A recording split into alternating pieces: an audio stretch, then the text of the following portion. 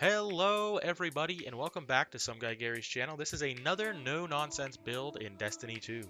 We're using the Microcosm, the new heavy kinetic exotic trace rifle.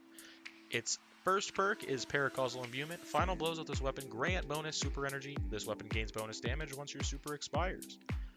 Paracausal Beam. It fires a beam of kinetic light, dealing massive bonus damage to shields. And we're also pairing that with Cenotaph Mask because it improves trace rifles. More importantly, it steadily reloads a portion of your equipped trace rifle's magazine from reserves. Damaging a vehicle, boss, or champion with a trace rifle marks them as a target. When an ally defeats the marked target, special ammo is generated for you and heavy for your allies.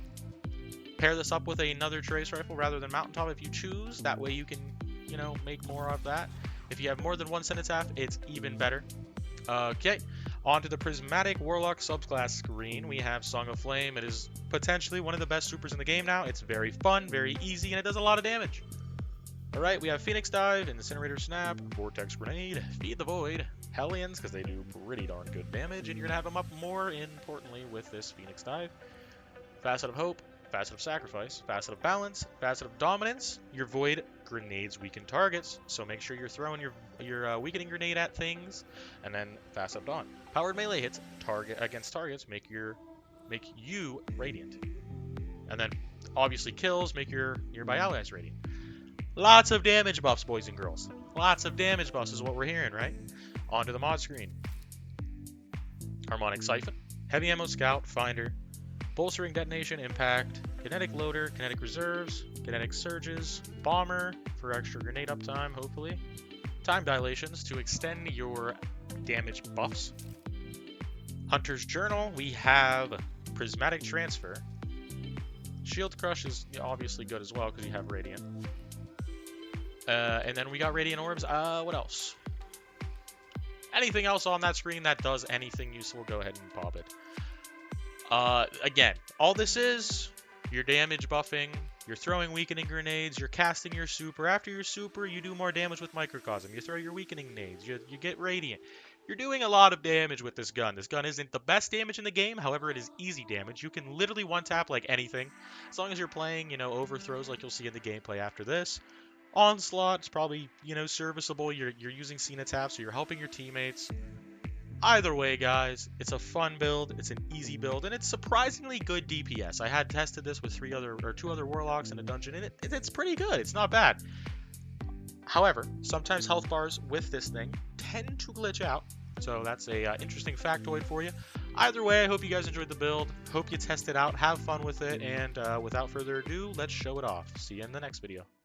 So in this clip, I pop Transcendence, throw a Weakening Nade, then I pop my Song of Flame, focusing on the Song of Flame, pop the Hellion, and we're just doing DPS with primarily the super in this instance, seeing how much damage it'll do with all of the buffs applied. I also have my Armor Charge, so that way when I pop over, I get Paracausal Imbuement as well as Kinetic Boost times 3.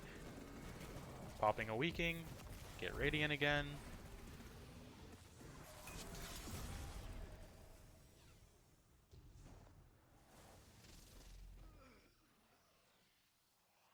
Whilst my rotation is not great, it nets me 1.58 million damage compared to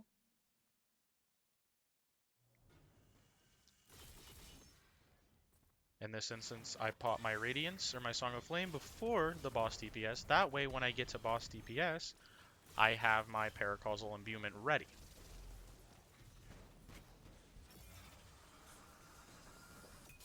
Now it's DPS, and I have a friend here to pop Well of Radiance for me, just so I have survivability and that little bit of damage. I pop the Radiant Finger Snap, throw my Weakening Nade, pop Transcendence for another additional damage buff.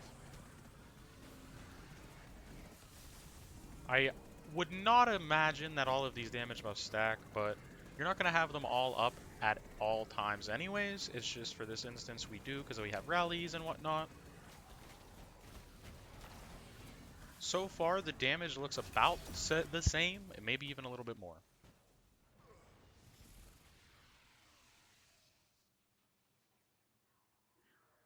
Alright, and 1.7 with pretty much just raw damage from the gun. The gun is great.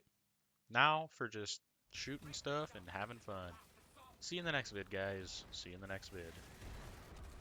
Vidmasters. See you in the next vid. or will